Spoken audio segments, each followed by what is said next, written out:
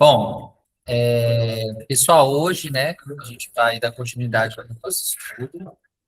E eu vou dar início com a nossa prece, como nós sempre fazemos. Eu vou também depois, né, espelhar aqui para nós, falarmos sobre o assunto, a gente não vai dando continuidade. Hoje os capítulos, eles são curtos, mas eles também vão trazer alguns questionamentos ou apontamentos que talvez possa, inclusive, mexer com a gente mesmo, né? Porque o assunto da temática da noite vai falar sobre ajuntar tesouros no céu. E o outro assunto, que é do capítulo, que eu espero que a gente consiga falar, os olhos são a lâmpada do corpo. Então, são dois subcapítulos que vão trazer, talvez, reflexões, né? E se surgir algumas dúvidas, a gente pode interagir e falar sobre essas informações, tá bom? Então, vamos neste momento elevar os nossos pensamentos até Jesus e pedir para a espiritualidade amiga a presença deles aqui nos nossos lares, nos iluminando, nos fortalecendo e trazendo para nós toda a ética da bondade que eles sempre têm compartilhado. Obrigado, Jesus, por essa semana que está se iniciando, pela anterior, a qual nós podemos passar. Agradecemos a oportunidade da vida, pois sabemos que nós não somos um corpo, nós somos uma alma em um corpo. E por isso, todos os benefícios de estarmos aqui, agradecemos a Ti e direcionamos a nossa prece para todos aqueles amigos encarnados ou desencarnados que não poderão estar conosco hoje à noite. Pai nosso, que estais nos céus, santificado seja o vosso nome, venha a nós o vosso reino, seja feita a vossa vontade, assim na terra como nos céus. O pão nosso de cada dia dai-nos hoje. Perdoa, Senhor, as nossas ofensas, assim como nós perdoamos a quem nos tem ofendido. E não nos deixeis cair em tentação, mas livra-nos de tudo e de qualquer mal, pois só teu é o reino, o poder e a glória para todo sempre. Que assim seja. Bom, eu vou espelhar aqui para nós, para a gente falar sobre o item 4, ainda na continuidade, com o Sermão da Montanha, que sempre está trazendo para nós, né, alguns conceitos específicos aí para a gente conseguir refletir, tá bom? Bom, vamos lá. Ajuntar tesouros no céu. Não acumuleis tesouros na terra, onde a traça e a ferrugem tudo consomem e os ladrões escavam e roubam. Mas ajuntai tesouros no céu, onde nem a traça nem a ferrugem consomem, e os onde os ladrões não escapam e nem roubam. Porque onde estiver no vosso tesouro, aí estará o vosso coração. Mateus 6, 19 e 21. Mas um chamamento à conquista dos valores do espírito. A formação desse tesouro, que ninguém rouba, é que constitui a nossa personalidade. Dizendo que o nosso coração estaria com esse tesouro, disse o mestre que nossas riquezas espirituais se encontram vinculadas aos nossos sentimentos. De fato, sabemos serem eles os grandes propulsores do nosso progresso espiritual. Não quis o mestre, com este ensinamento, condenar a riqueza, mas apenas alertar contra o apego excessivo aos bens materiais. A riqueza é um meio de aglutinar esforços do homem em torno de uma ideia comum para o bem de todos. Os homens não sabem ainda se unir fraternalmente. Necessitam de aurir lucros pessoais dessas sociedades para que elas possam prosperar para benefício coletivo. Se muitos dirigentes de riquezas falham, nos recordamos novamente do mestre. É preciso que haja escândalos, mas ai daqueles por causa de quem vier o escândalo. Mateus 18, 7. Olha, essa passagem aqui, ela compila muitas ideias profundas, né, sobre os assuntos que nós estamos vivendo hoje no nosso dia a dia. Quando Mateus vem trazer para nós essa passagem de juntar os tesouros no céu, é uma proposição muito reflexiva de Jesus sobre a relação, não do dinheiro só, mas do ser humano com aquilo que ele possui. aquilo que ele deseja, aquilo que ele acumula, aquilo que ele valoriza. Então, Jesus Cristo, ele não está apenas ali trazendo, não, Fred, a relação do dinheiro. Ele está falando da direção da nossa alma. Ele está falando sobre aquilo que ocupa o centro da nossa vida interior. Quando Jesus afirma, onde estiver o vosso tesouro, aí estará também o vosso coração, ele está revelando para nós uma lei espiritual.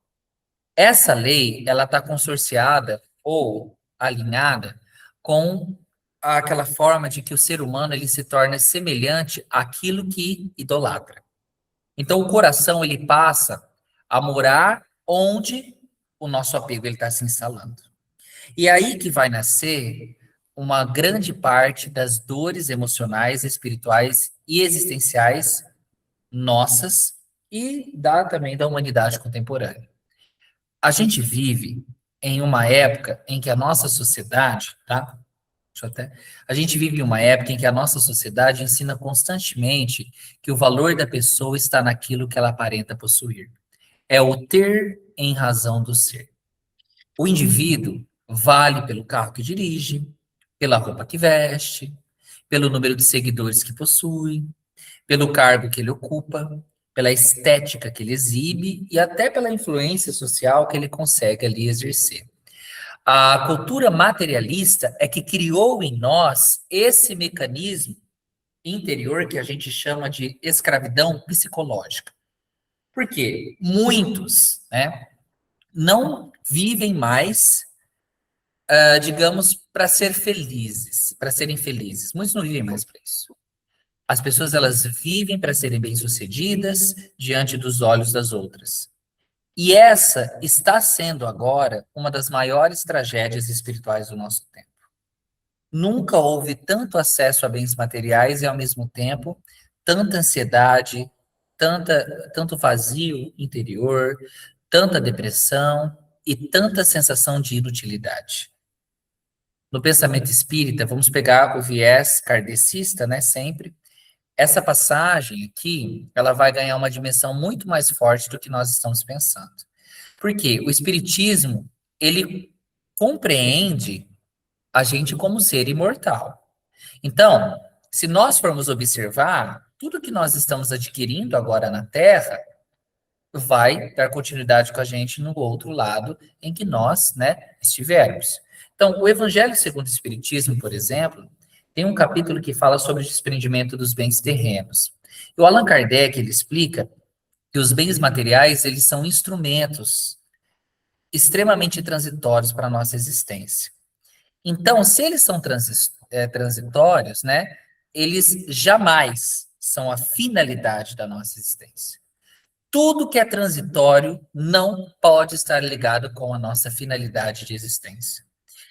E essa parte é muito complexa da gente entender, porque essa relação, o problema não está apenas a gente possuir as coisas, mas às vezes ser possuído por essas coisas.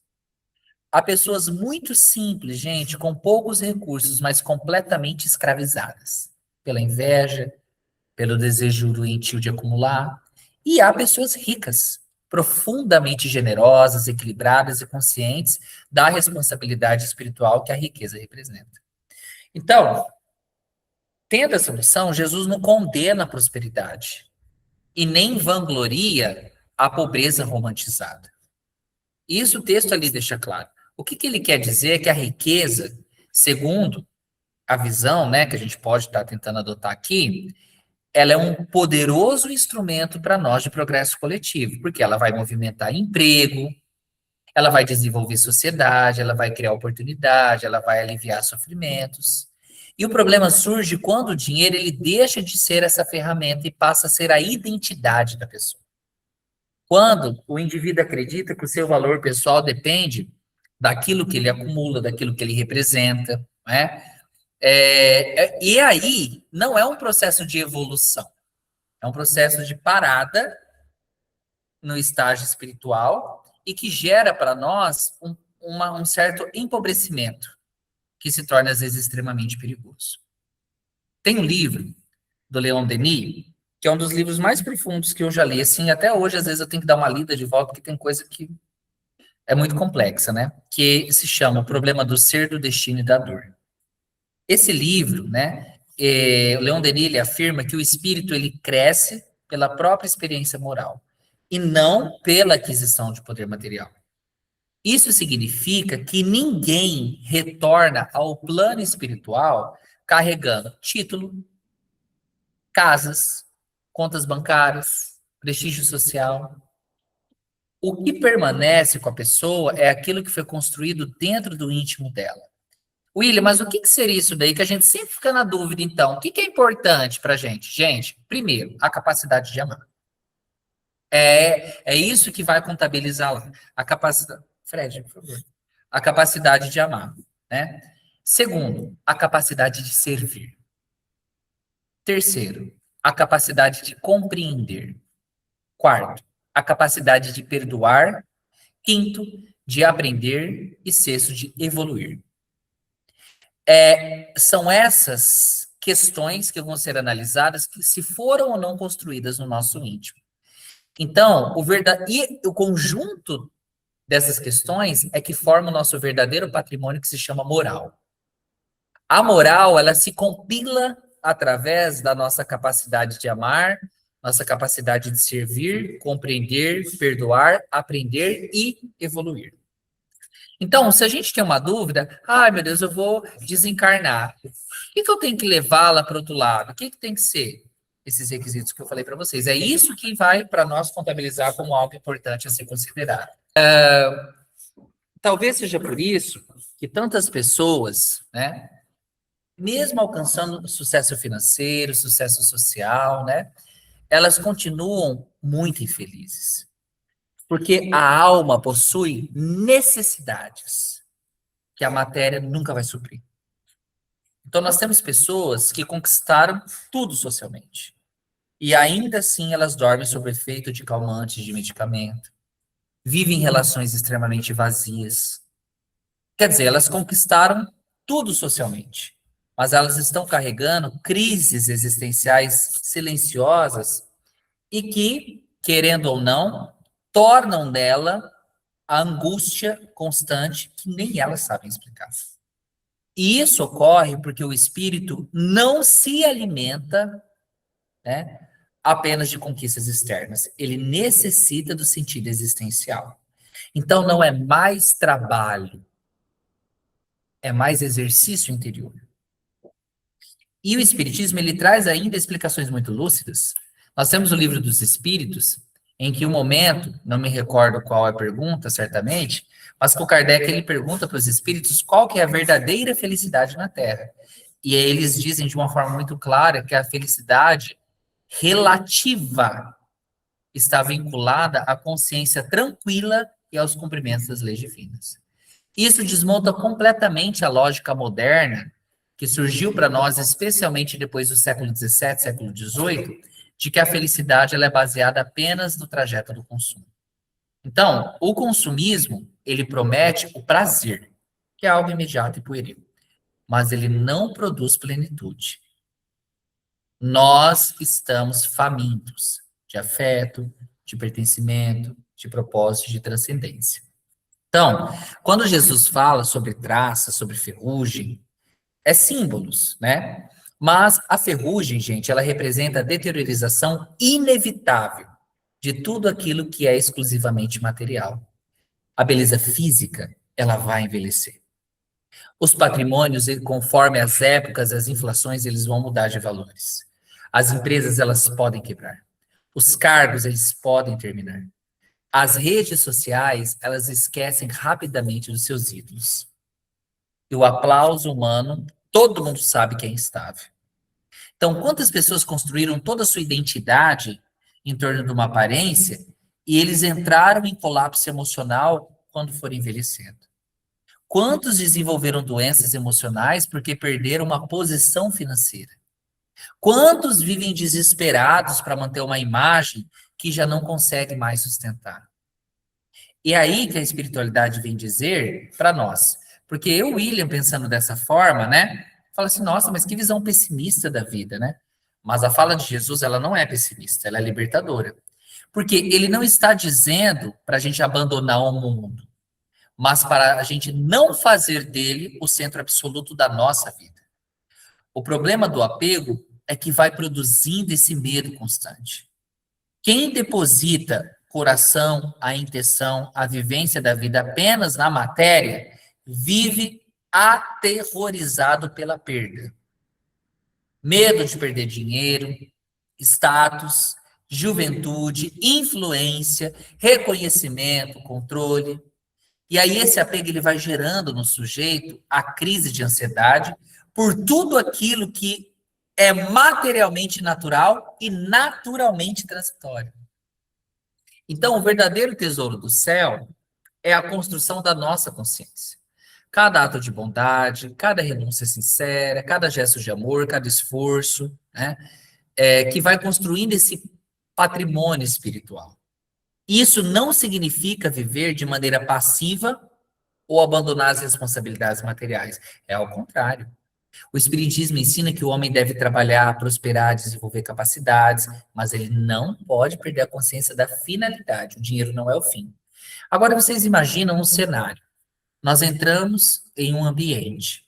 As pessoas, elas aplaudem com os olhos as nossas roupas, o nosso carro, a maneira com que a gente fala, a nossa conduta. Mas aquilo ali, por um momento, até faz um efeito interessante para nós, por causa do nosso ego. Agora imagina quando você desencarna e você percebe que você investiu muito da sua energia em coisas que não faziam a menor diferença na sua vida. É aí que está o pulo do gato para a gente aprender isso daí.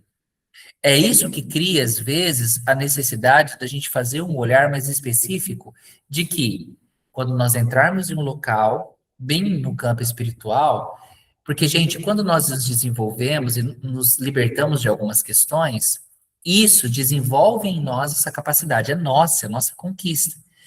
Todos os lugares que o nosso espírito encarnar ou entrar, essa estruturação de evolução, essa vibração vai advogar por nós. Então, imagine a gente entrando num campo espiritual e as pessoas olharem encantadas pelo nosso desenvolvimento que ninguém pode tocar e que ninguém pode, de maneira nenhuma, discutir. Porque contra a evolução não existe a discussão.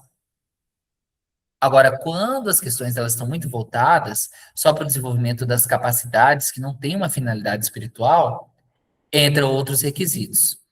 Por isso que a Joana de Ângeles, nas psicografias do Divaldo Franco, ela afirma muito que o vazio existencial da nossa atualidade, ele nasce da desconexão do ser humano com ele mesmo.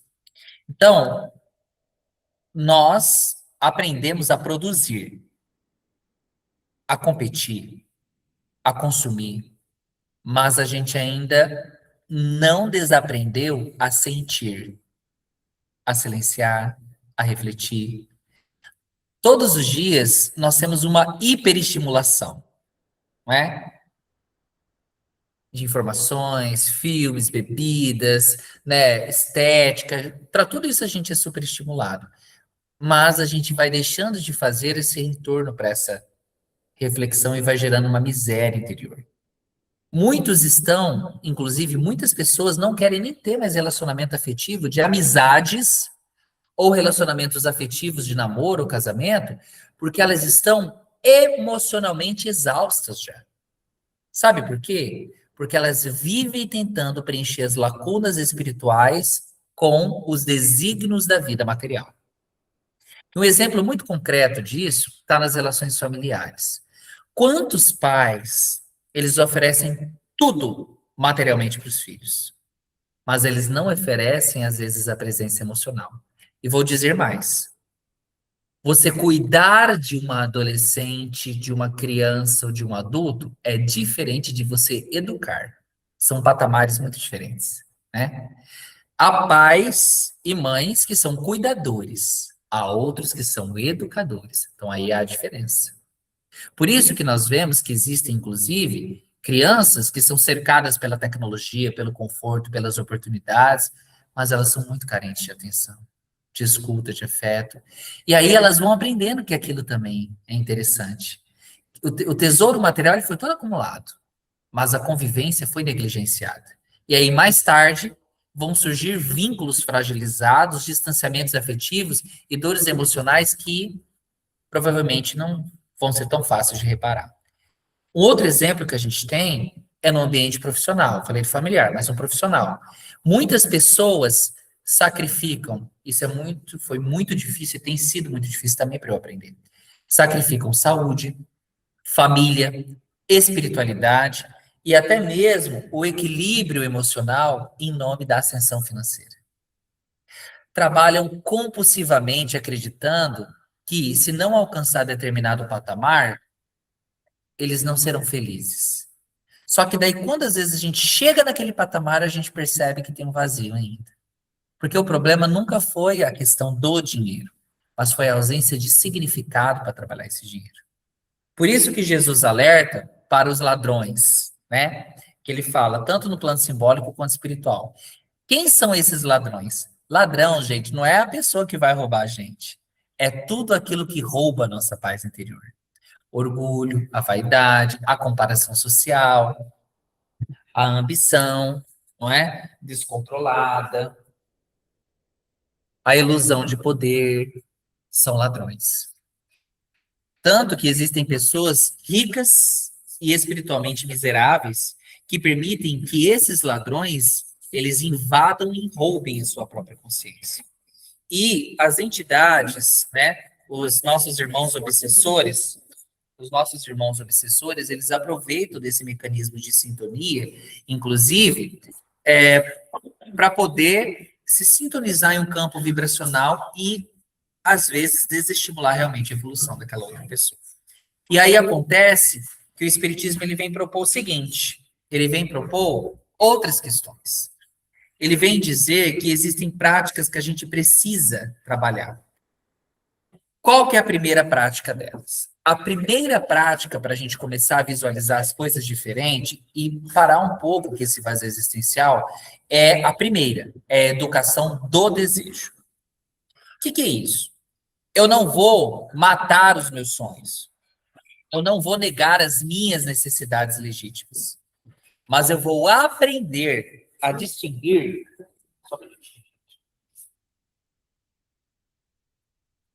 Mas eu vou aprender a distinguir o que a gente chama de a necessidade do que a gente coloca de compulsão, tá? Que são coisas completamente diferentes ali, ok? Então, a sociedade, ela cria para nós desejos artificiais. Isso é o tempo inteiro. Mas nós passamos a acreditar que a gente precisa constantemente adquirir algo novo, ou uma situação nova, para a gente ter uma valorização pessoal. E a educação espiritual, ela ensina diferente. A gente vai educar o nosso desejo. Ela ensina contentamento consciente, a simplicidade equilibrada, o uso que a gente chama, né, de uso responsável da matéria, que está sendo feito ali. Então, quando nós estamos trabalhando com essa alternativa, a gente vê que a primeira delas é a educação do desejo. A segunda alternativa é transformar a riqueza em instrumento de serviço.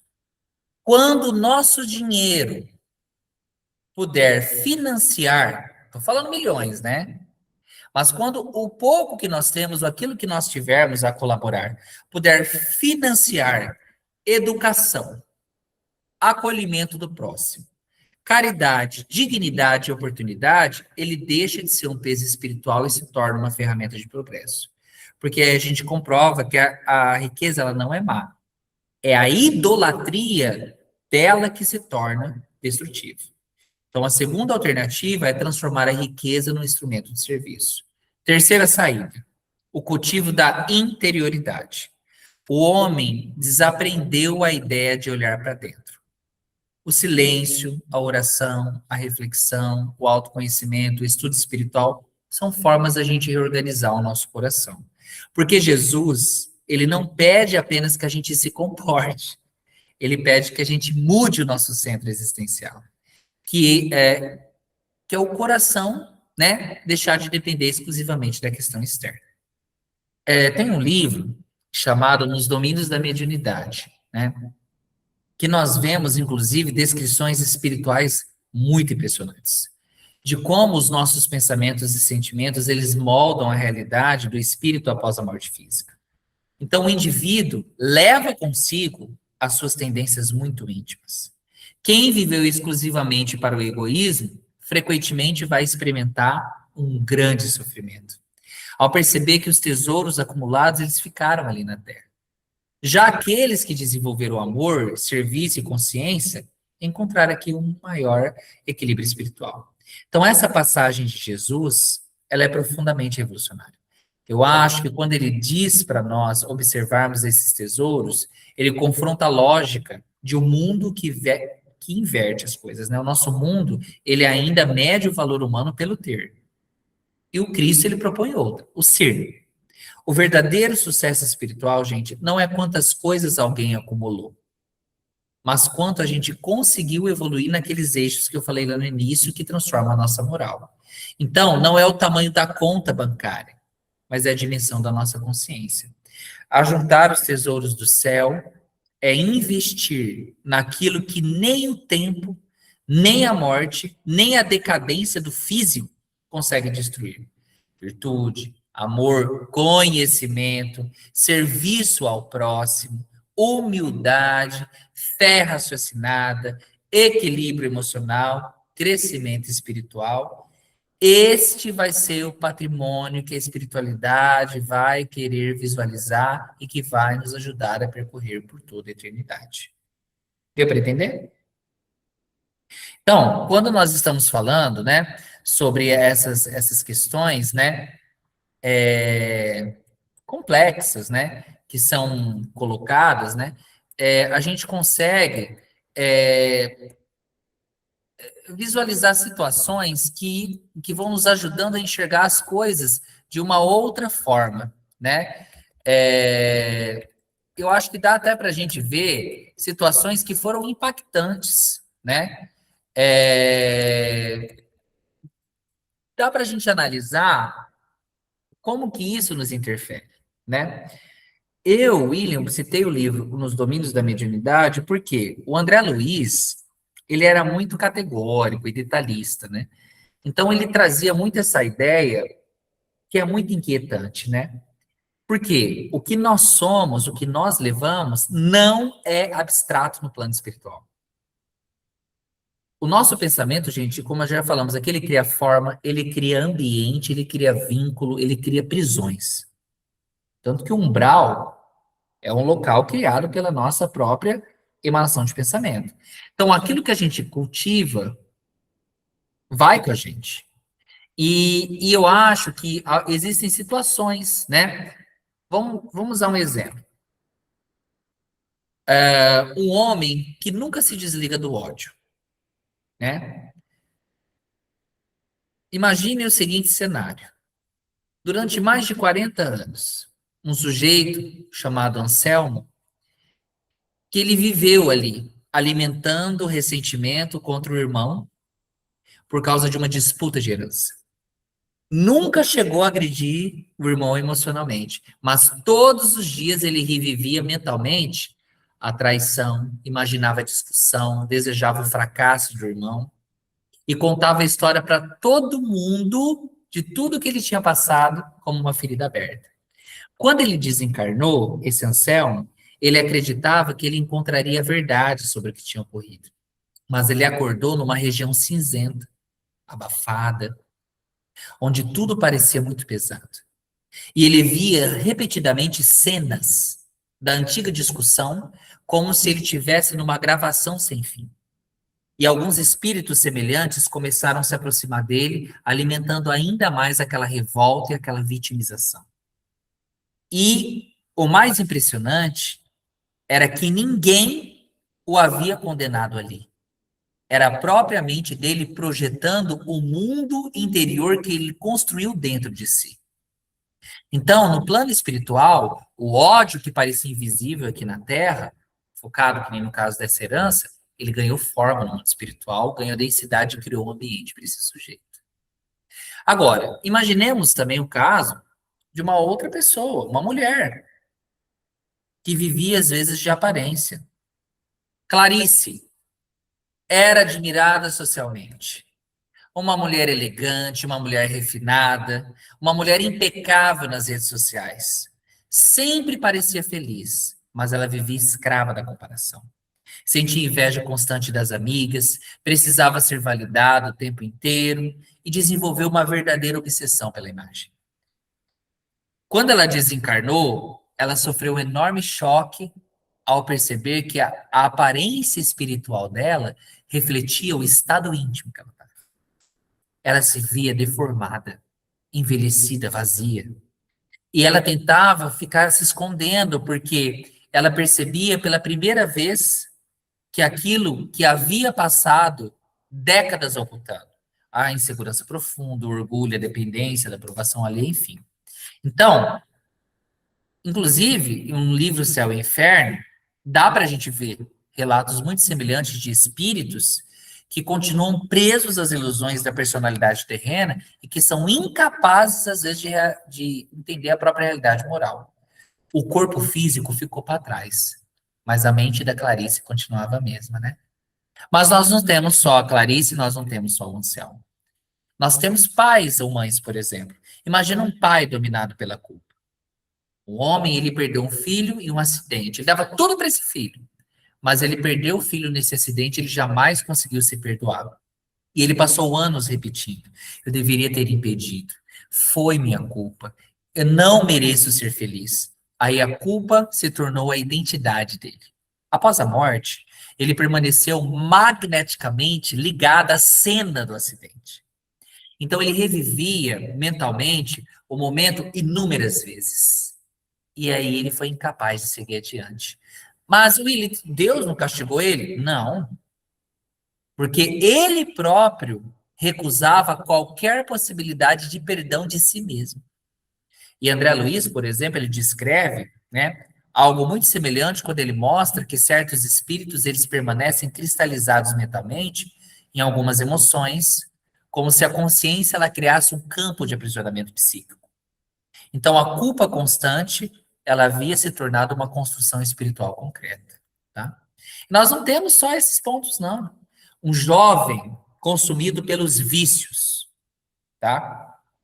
Um jovem consumido pelos vícios mentais. Nem sempre os vícios são apenas materiais. E muita gente vai entender isso. Há pessoas viciadas em pornografia, em agressividade, viciadas em fofoca, viciadas em validação social, viciadas em jogos emocionais, em humilhação dos outros ou estímulos constantes.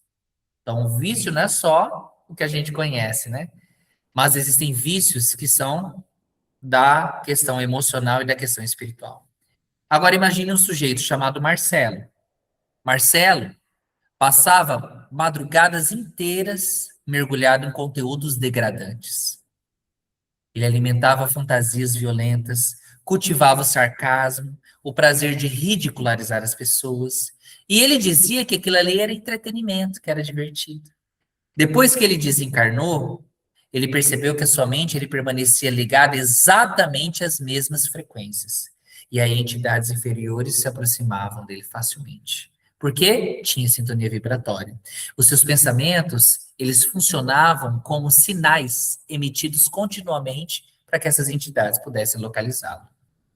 Isso daí a gente percebe no livro O Nosso Lar, nos domínios da mediunidade, porque várias cenas do livro aparecem, desses livros aparece inclusive a questão da afinidade espiritual, que ninguém está sozinho. A gente se aproxima daquilo que a gente alimenta mentalmente. Então, o hábito, que é aparentemente inofensivo, ele vai se transformando numa conexão espiritual persistente. Há também, né, outras situações, tá? Nós temos, por exemplo, uma senhora simples, né? Que André Luiz vai mostrar para nós também o contrário. Dona Teresa, vamos nomeá-la como Dona Teresa, nunca estudou profundamente o espiritismo. Ela não era famosa, nem intelectual. Não tinha na sua casa os melhores móveis, nem a melhor louça. mas ela cultivava todos os dias a oração sincera, a paciência, a caridade silenciosa, o esforço diário, para ela tentar não ferir ninguém. E aí a dona Teresa, depois que ela desencarnou, ela despertou amparada espiritualmente. A sua mente não criava nenhuma imagem de tormento, mas criava campos de serenidade. E aí os benfeitores, eles acabaram descrevendo que esses pensamentos elevados, eles produziam até formas harmoniosas, luminosas e organizadas para quem via. Ela não era perfeita, mas ela havia aprendido a disciplinar o seu coração.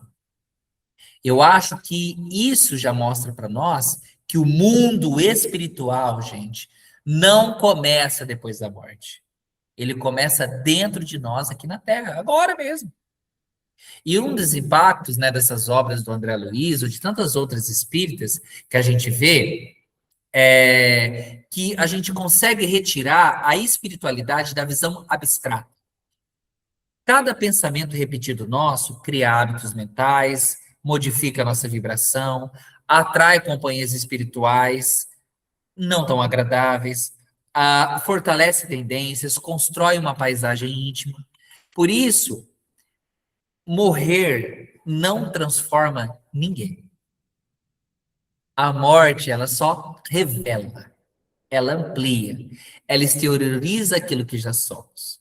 Por isso que eu vou dizer para vocês, que eu falo às vezes para as pessoas, eu tenho mais, entre aspas, medo dos encarnados do que dos desencarnados.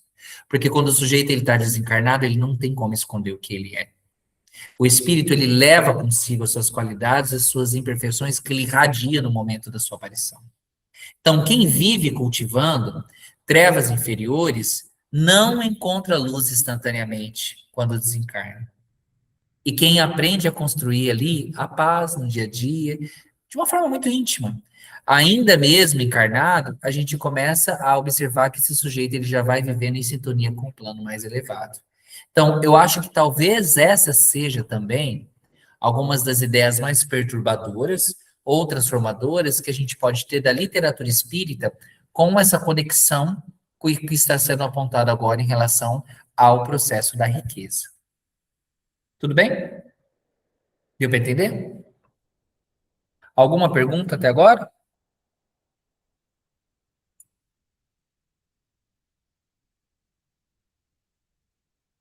Então, eu vou projetar a outra parte do livro para a gente dar continuidade, tá bom? Ó, vamos lá então. Para o número 5, tá? E não se preocupem, às vezes, quando a gente faz essa discussão, tá? Às vezes, quando a gente faz essa discussão,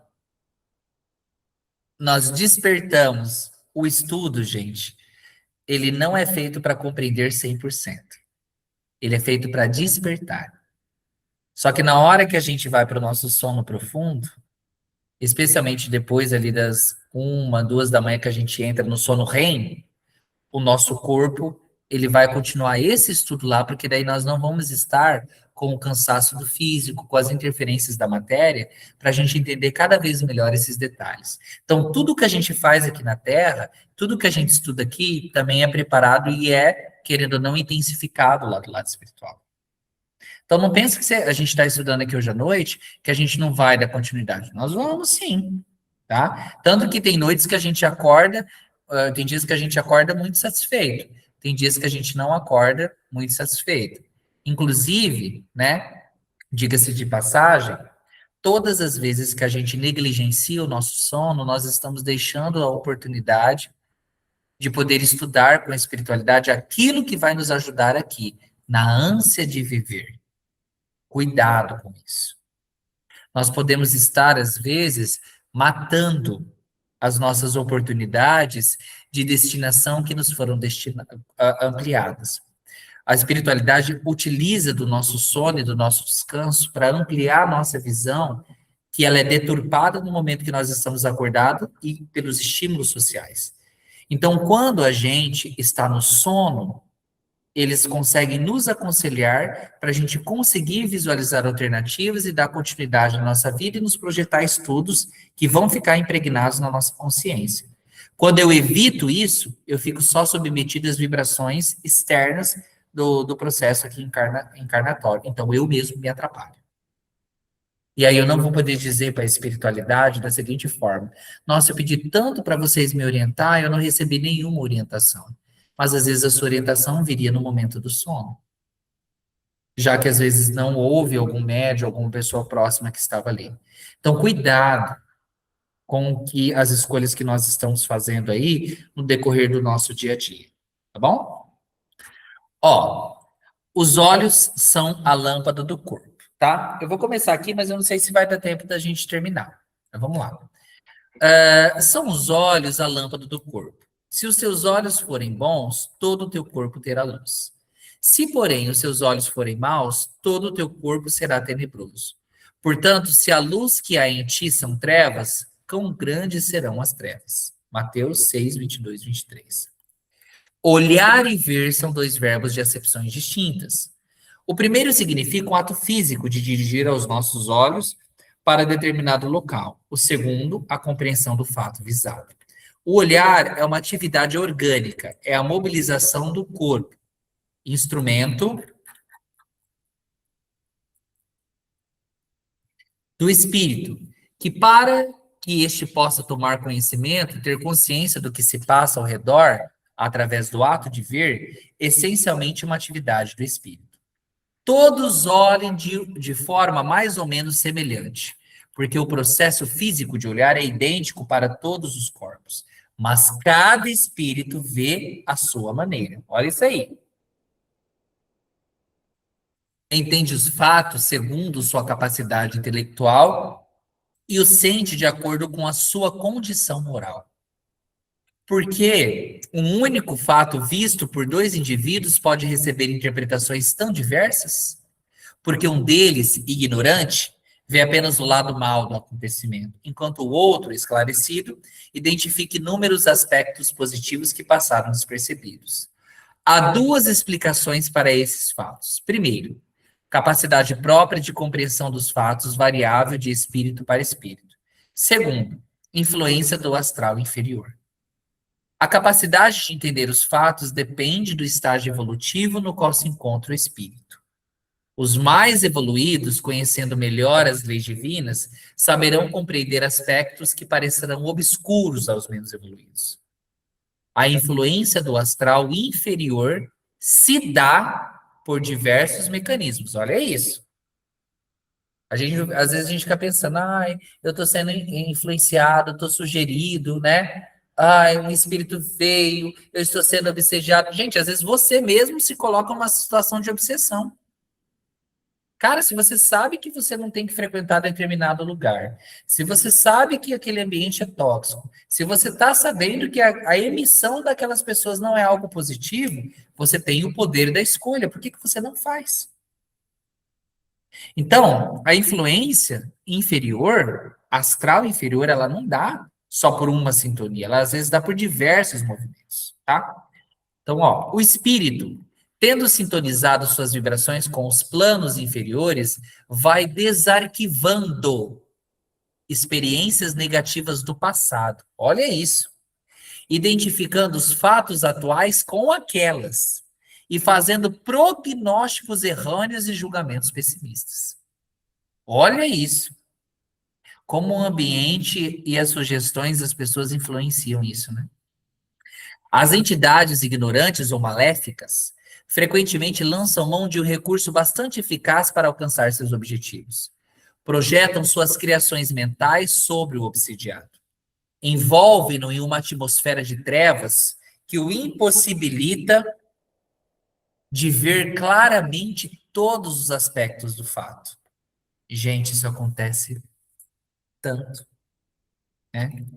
Os espíritos invigilantes e pessimistas acatam as sugestões, alimentam as criações inferiores, ligando-se demoradamente a elas, tornando-se as suas próprias vítimas. É necessário aprender, É necessário aprender a ver o bem em todas as coisas, a ver o aspecto divino das experiências, por mais dolorosas que elas sejam, porque tudo obedece a uma finalidade estabelecida pelo Supremo Criador, a qual nem sempre parece evidente aos nossos olhos, pouco afeitos às coisas divinas. Por mais intransponíveis que se apresentem, as dificuldades não deixam de ser provas, experiências que educam o nosso espírito primitivo ao aprendizado da fé, da paciência e da resignação. De nada nos vale perder tempo na identificação do mal, nem mesmo, como dizem alguns, para sabermos fugir dele. Esses irmãos nossos alegam que é necessário orar e vigiar, mas, sem nos apegar à letra, procuremos entender o espírito desse ensinamento. Teria o mestre nos ensinado a fiscalizar o mal com o seu orar e vigiar? Solicitemos a colaboração de Emmanuel para o esclarecimento da questão. Dize-nos, o Emmanuel, né, que orar e vigiar é pesquisar no campo do sofrimento humano qual o setor que mais necessita da nossa colaboração. É utilizar os olhos, nossos olhos espirituais a serviço do bem, a serviço da caridade. O mal basta por si só. Não necessita que cuidemos dele, e sim que cuidemos intensamente de praticar o bem. Meu Deus, que lapada. É muita coisa, né? Eu acho que essa parte aqui, ela cria em nós, inclusive, uma acepção muito profunda, né, sobre esses conceitos aí, sobre essa passagem, né? E eu acho que a gente pode falar, não, eu não vou conseguir falar tudo aquilo que talvez essa passagem ela traz como um elemento representativo, tá? Mas a gente pode continuar no posterior. Mas eu queria apenas começar a falar que essa passagem, que ela traz aqui para nós, uma reflexão, né, sobre a nossa consciência também, mas a maneira como a gente interpreta a nossa realidade, baseada na qualidade moral que a gente tem dentro de nós. Então, não é a visão física, é a visão da alma. Eu acho que essa passagem identifica que o ser humano, ele não vive apenas segundo aquilo que acontece ao seu redor, mas segundo a maneira como ele interpreta, absorve aquilo que vê. E a grande questão não é o que acontece conosco, mas como enxergamos o que está acontecendo conosco. Nós vivemos uma época marcada, né, pela escassez de alguns gestos de discernimento. Então, nunca se olhou tanto para as coisas e para as pessoas e nunca se viu tão pouco.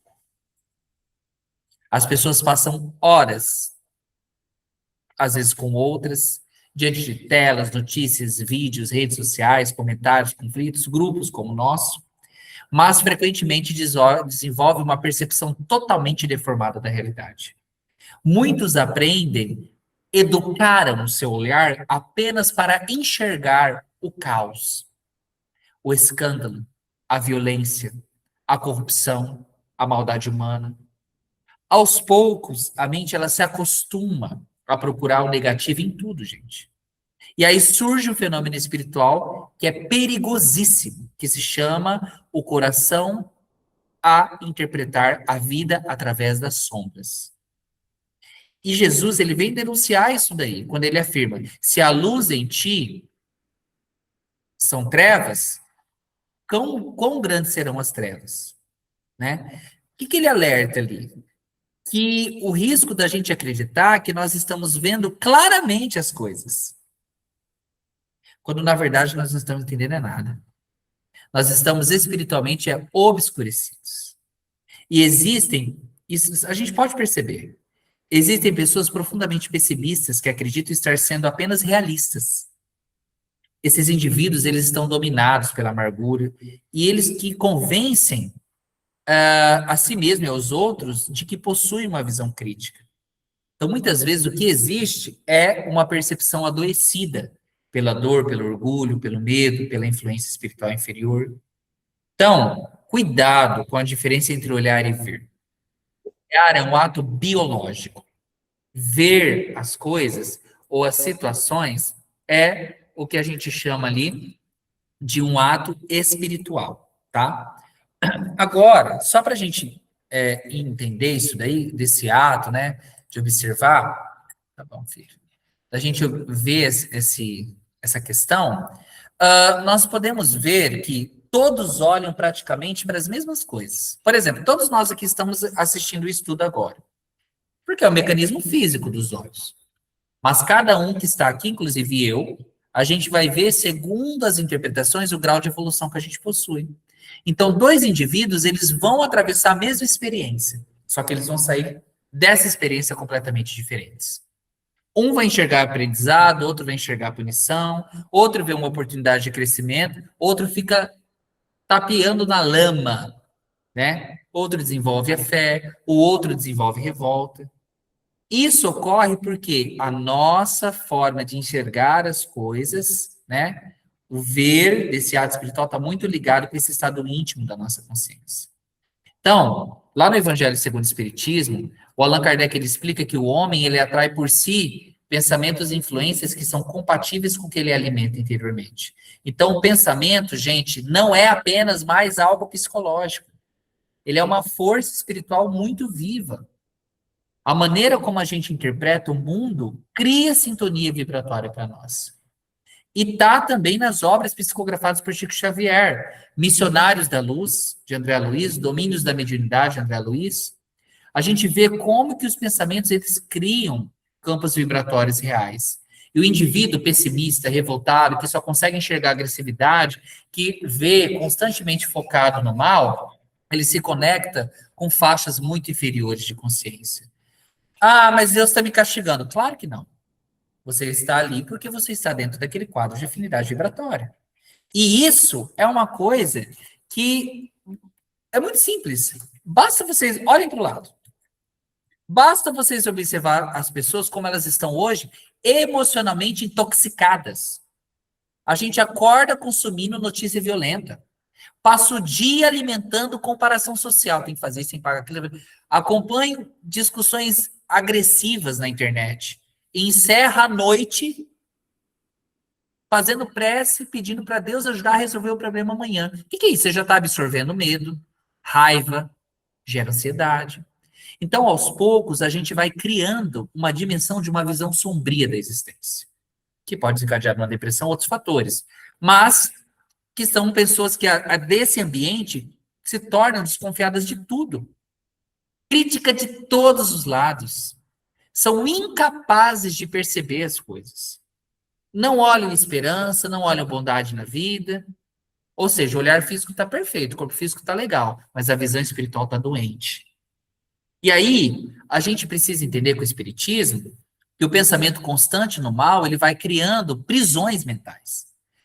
Isso não significa que a gente vai ter, então tem que ver na Inarda, vou ignorar os problemas do mundo e viver alienado da realidade. Não tem nada a ver.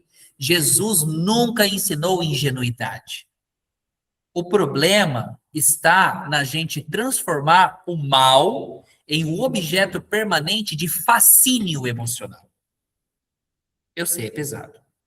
Mas há pessoas que vivem fiscalizando. E quem está ouvindo isso sabe o que é. Há pessoas que vivem fiscalizando erros em si mesmo e nos outros, procurando defeitos para arrumar, alimentando uma indignação contínua, comentando tragédias o tempo inteiro.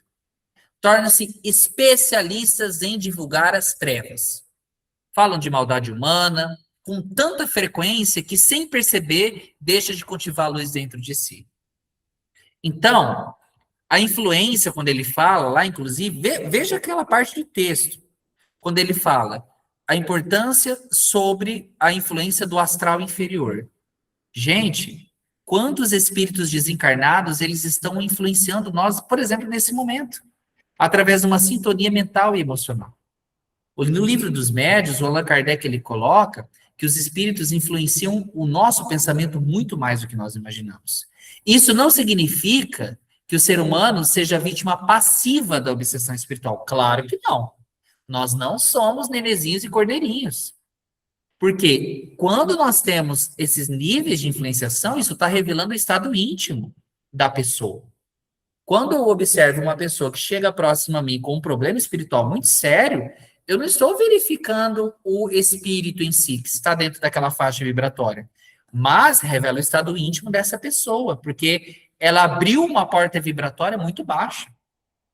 Então, cuidado, né? Quando a gente alimenta muito esses nossos olhos para o pessimismo, ressentimento, inveja, desesperança, a gente vai sintonizar com inteligências espirituais igualmente perturbadas. Vou repetir: inteligências espirituais perturbadas.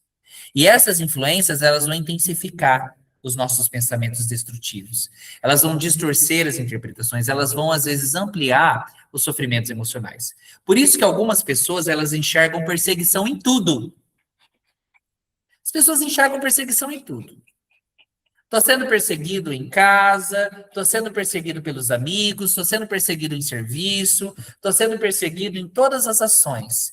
Negatividade parece que está em todos os lados. E o fracasso parece que é uma visita constante. Ou seja, não vê possibilidade de mudança, só está vivendo. O problema está no fora. Está na forma como a consciência passou a interpretar a realidade. Então, Jesus, ele não termina ali nessa denúncia. Ele vai apontando um caminho para nós. Reeduca o seu olhar espiritual, fulano. Faça essa reeducação desse olhar espiritual. Além dessa reeducação, aprende a desenvolver a percepção profunda, iluminada da vida, madura. O que é percepção madura? Não vou negar a dor, ela existe. Mas vou enxergar além dela. Não vou ignorar que tem dificuldade, mas perceber o que é aquilo ali que está acontecendo. Joana de Ângeles, ela fala, inclusive, que a mente humana é um espelho psíquico. A gente reflete e atrai aquilo que a gente cultiva persistentemente. Então, a criatura que aprende a ficar buscando significado, gratidão, óbvio que vai fortalecer a estrutura emocional mais saudável. E isso, gente, tem situações concretas, ó. Duas pessoas estão enfrentando uma mesma doença. Uma mergulha na revolta, no desespero. A outra, mesmo sofrendo, vai pegando a experiência, desenvolve a fé, a humildade, vai valorizando a vida. O sofrimento é semelhante, mas a visão espiritual é diferente. O mesmo está nas perdas afetivas. Há pessoas que transformam as dores emocionais em escolas de amadurecimento e empatia, mas outras transformam as perdas emocionais numa experiência de endurecimento do espírito, cinismo, destruição interior. A experiência externa parece que determinou o destino daquela pessoa, ficar sozinho. Não. Essa é uma interpretação íntima do sujeito. E ela possui poder. Por isso que a gente precisa ver, né, esses âmbitos mais profundos. A gente vai continuar muito, né, depois do nosso estudo, mas muitas pessoas, só para a gente encerrar essa parte, interpretam esse ensinamento, né? Ah, eu vou orar e vigiar. William, todos os dias eu estou orando, eu estou vigiando, eu levanto orando, peço para a espiritualidade me ajude. Gente, muitas pessoas, elas interpretam esse ensinamento como uma vigilância constante do mal, como se a gente fosse polícias, né, do bem, né? Quase como se a vida espiritual fosse uma perseguição paranoica contra a força negativa. Não. Emmanuel, ele diz uma outra perspectiva, né? Vigiar é perceber o seu sofrimento humano, que mais necessita da colaboração. Isso que é vigiar. E orar para pedir discernimento. Então, isso muda a lógica espiritual. O centro deixa de ser um medo, um mal, de passar dificuldade, passar isso, e passa a ser o compromisso do bem comigo mesmo e com as outras pessoas. Então, o indivíduo espiritualmente amadurecido, ele não vive obcecado em identificar as trevas. Ah, porque eu estava conversando com o cara, aquela pessoa. Não. Ele vive ocupado em produzir luz. Porque o mal já se destrói por si mesmo. O egoísmo já vai gerar solidão. O orgulho já vai produzir queda, gente. O ódio já cria sofrimento. Então, a maldade, ela já carrega em si esses mecanismos de desequilíbrio. Por isso que às vezes a gente precisa, né, observar as grandes revoluções espirituais que a gente tem que fazer. Aprender a ver o bem nas coisas não significa romantizar o sofrimento ou negar a injustiça. Acho que dá até para a gente terminar isso encerrando hoje essa parte. Significa reconhecer que nenhuma experiência é inútil diante das leis divinas. Tudo é útil. As dores mais difíceis, elas desenvolvem valores profundos. Paciência, humildade, desapego. Peguem essa palavra, desapego. Às vezes a gente tem que se desapegar em quem nós seríamos no futuro para encarar quem nós somos agora. Porque lá nós não vamos mexer.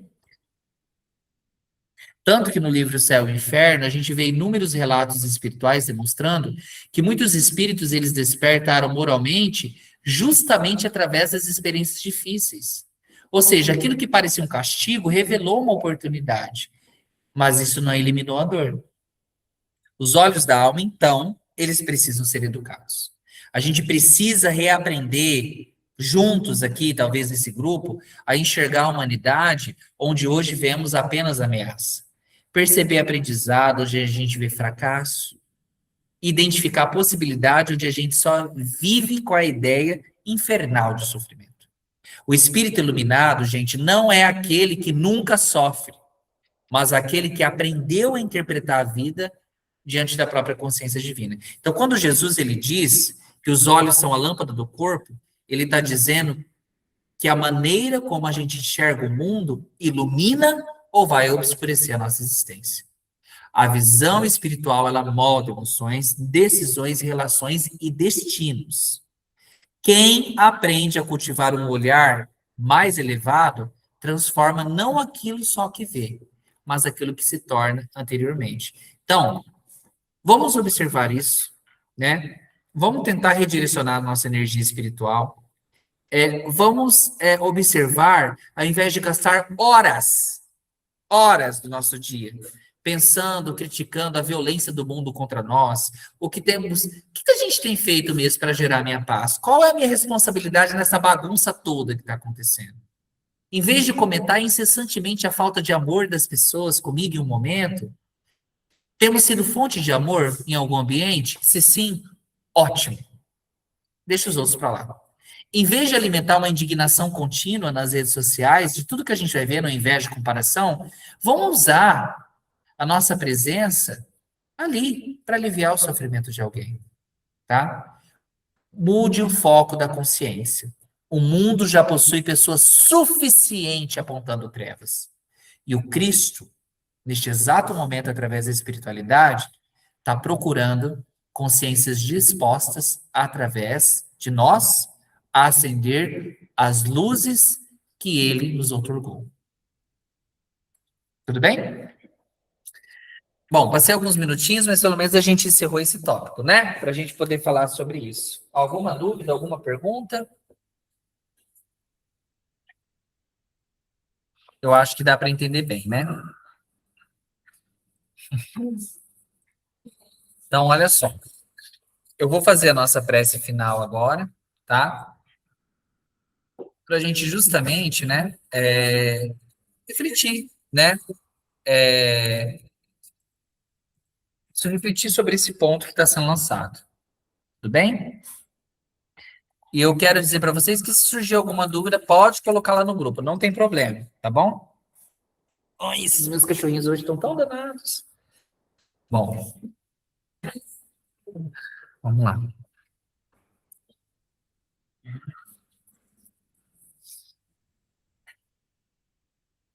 Querido Jesus,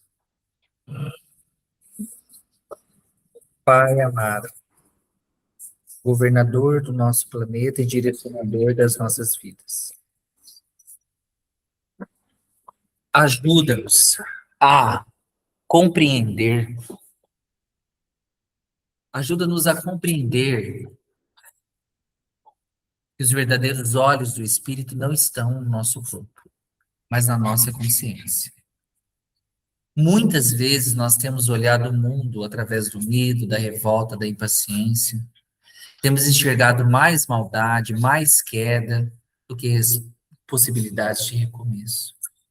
mais sombra do que luzes que ainda existem dentro da humanidade. E sem perceber, vamos permitindo que a escuridão exterior encontre morada em nós.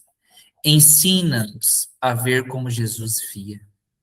Por favor, espiritualidade. Que os nossos olhos espirituais aprendam a perceber a dor do próximo sem julgamento. Que saibamos enxergar seres humanos por trás dos erros, almas em aprendizado por trás das imperfeições e oportunidades de crescimento mesmo nas experiências mais difíceis. Ajuda-nos a vigiar não para viver com medo do mal, mas para perceber que na nossa presença pode ser útil. Onde nossa palavra pode consolar, onde nosso abraço pode aliviar, onde nossa paciência pode evitar uma dor. Senhor, ensina-nos a olhar a vida com a profundidade espiritual. Que as provações que estamos encontrando agora, que as perdas que nós estamos tendo também neste momento, que as dificuldades que nós estamos passando, que elas jamais possam aflorar em nós a amargura e nos impeça de perceber a sua presença divina conduzindo os nossos caminhos. Ampara também aqueles que hoje estão mergulhados em sombras emocionais, presos ao pessimismo, à tristeza, à desesperança, às influências inferiores. Que essas pessoas elas encontrem socorro espiritual, clareza e força para recomeçar. E acima de tudo, Jesus, faz de nós pequenas lâmpadas acesas no mundo, num tempo de tanta agressividade, de tanta escuridão, de tanto egoísmo, que a gente possa ser um instrumento da sua caridade. Porque compreendemos, enfim, que o mal não se vence apenas denunciando as trevas, mas produzindo a luz. Que os nossos olhos sejam bons essa semana e que, por isso, toda a nossa vida comece a ser iluminada. Que assim seja.